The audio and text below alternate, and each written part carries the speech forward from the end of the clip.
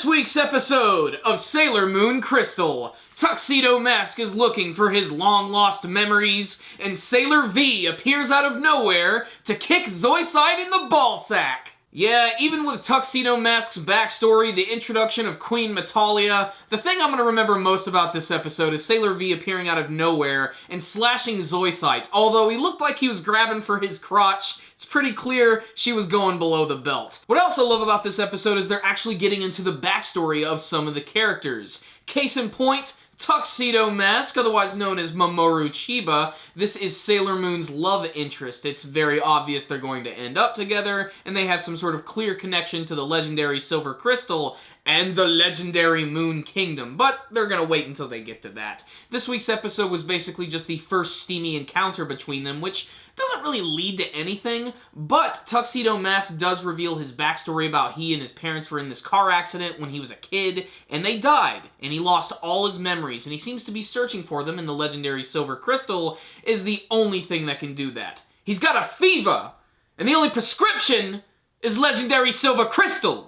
Another thing that's really fun about this episode is how it basically encapsulates the 90s, how Zoisite's big plan is to trick people by bringing them to this video rental store by buying these DVDs that will, like, hypnotize them into looking for Sailor Moon. And they don't really do much aside from just being typical zombified people that we've seen in the earlier episodes of the series, but at least there's one guy who's taking the initiative and just randomly, like, beating in glass windows for no reason, screaming for Sailor Moon. It's really unintentionally funny. But the other things that are important about this episode, obviously, is the introduction of Sailor V, Sailor Venus. Who is she? I still don't know. She seems to have some sort of connection to Luna, and Luna doesn't want the other team members to know about that quite yet. Although after this week's episode, I'm sure we're going to have to start learning something eventually.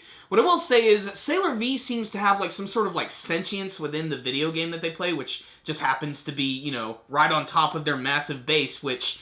Another thing that's unintentionally funny, whenever they pan over to the base and you just see Luna hanging out on the control panel, it's just a goofy-looking cat controlling all that. I don't know. You have to go into a certain mindset when you watch Sailor Moon Crystal to enjoy this show, because it's just so ridiculous, and it's the only thing that could really work in an anime form. And it just makes me realize, my god, they have done so many live-action Sailor Moon shows, and I don't know how people were able to take them seriously.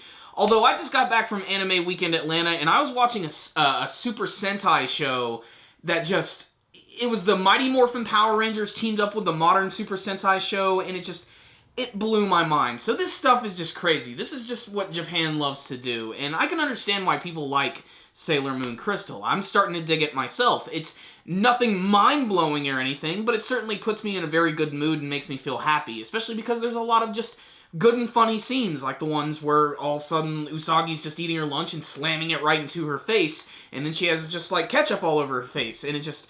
Her hand magically transforms into a napkin and is able to wipe it away. It's just, you shouldn't think about that stuff when watching Sailor Moon Crystal, but that's what the show does to me. It's just absolutely fun and stupid to watch. But there are some cool scenes, like when the Sailor Senshi come in and they decide to fight, Zoisite comes in, and like I said, he doesn't really get kicked in the crotch, but it looks funny when he gets hit and he like grabs for it, like, oh god, you know? So that's pretty much it right there. What did I think about this episode? What's the rundown on Sailor Moon Crystal this week? It was pretty good.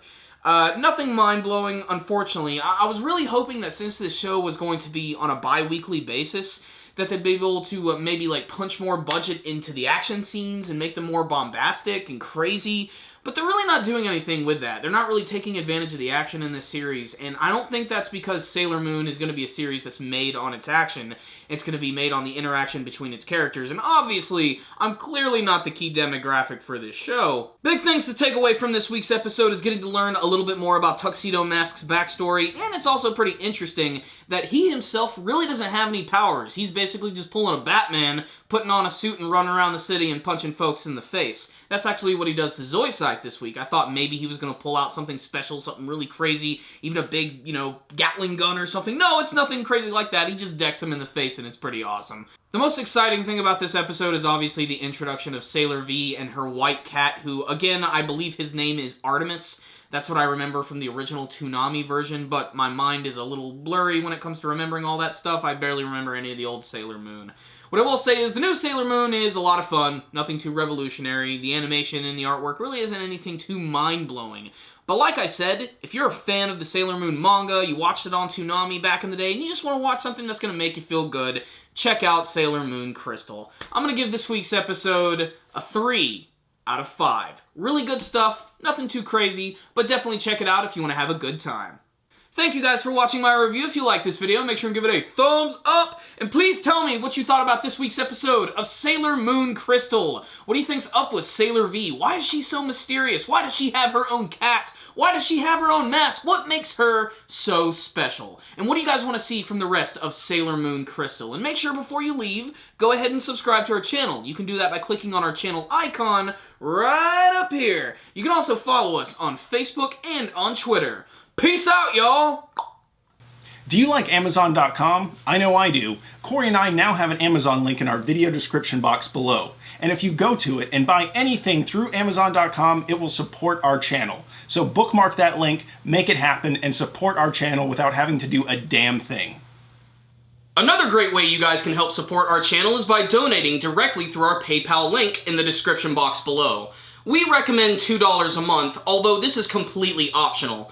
But the best way to go about this is by sneaking into your mom's room and taking $2. This way, she won't even notice. And we won't have to shake you up for all of your lunch money. So guys, that concludes this review today. Super Kami Guru 9000. Out.